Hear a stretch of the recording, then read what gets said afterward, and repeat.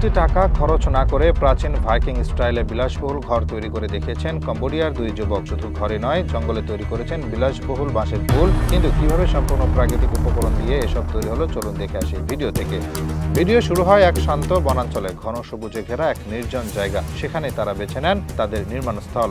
বড়সড় একটি গর্ত খনন করে শুরু হয় কাজ। হাতে কোদাল, শাবল আর একরাশ ধৈর্য। ধীরে ধীরে তৈরি হয় আয়তাকার একটি গভীর গর্ত, যা হবে ভবিষ্যতের ঘরের মূল কাঠামো। গর্ত তৈরি হলে তারা সংগ্রহ করেন লম্বা লম্বা বাঁশ, পরিমাপ করে কেটে ফেলেন একে একে। এরপর শুরু হয় কাঠামো বানানো। গর্তের চারদিকে সমান দূরত্বে বাঁশ পুঁতে মজবুত একটি ভিত্তি তৈরি করা হয়। প্রতিটি বাঁশ প্রাকৃতিক দড়ি দিয়ে মজবুতভাবে বাঁধা হয়, যেন একে অপরের সাথে শক্তভাবে যুক্ত থাকে। এরপর আসে ভাইকিং স্টাইল ছাদ তৈরির পালা। ছাদটি তৈরি করা হয় নৌকার উল্টানো আকৃতিতে। বাঁশগুলোকে সাবধানে বাঁকিয়ে তৈরি করা হয় ছাদের গঠন। এরপর এর উপর বিছানো হয় খড়, বাঁশের পাতা আর মাটি। এই প্রাকৃতিক ছাদ একদিকে যেমন রোদ বৃষ্টি থেকে রক্ষা করে, তেমনি ঘরটিকে দেয় এক প্রাচীন রহস্যময় সৌন্দর্য। মেঝেটিও সাজানো হয় বিশেষভাবে। প্রথমে বাঁশ দিয়ে তৈরি হয় কাঠামো, তারপর তার উপর সমানভাবে বিছানো হয় বাঁশের পাতলা টুকরো। এটি দেখতে যেমন সুন্দর, তেমনি আরামদায়ক এবং টেকসই। ঘরের ভেতরেও চলে নিখুঁত কাজ। বাঁশ দিয়ে তৈরি করা হয় বিছানা, চেয়ার, টেবিল, এমনকি একটি ছোট আলমারিও। প্রতিটি আসবাবে দেখা যায় শিল্পীর পরিশ্রম আর ভালোবাসার ছাপ। একপাশে বানানো হয় ছোট্ট রান্নাঘর। মাটির উনুন বসিয়ে সেটিকে তৈরি করা হয় একদম গ্রামীণ ঢঙে।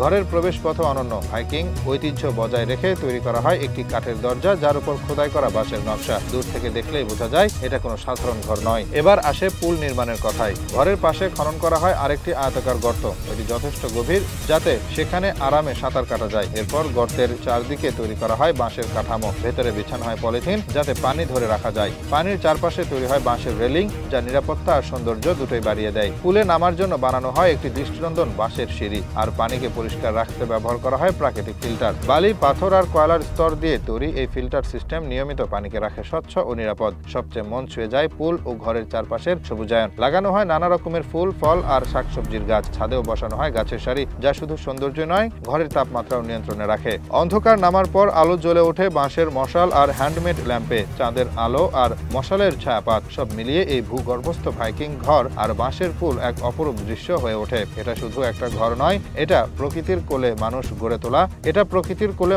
তোলা এক জীবন্ত শিল্পকর্ম, যেখানে পুরনো ইতিহাস আর আধুনিক চিন্তা মিলেমিশে এক নতুন জীবনের ছাপ রেখে যায়।